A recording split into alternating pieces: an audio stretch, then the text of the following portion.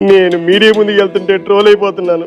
అవుడియా sir ఏంటి sir అది? ఇంట్లోనే కూర్చొని పోస్టులు పెట్టుకుంటాను. అన్నకు నేనేంటో చూపిస్తా.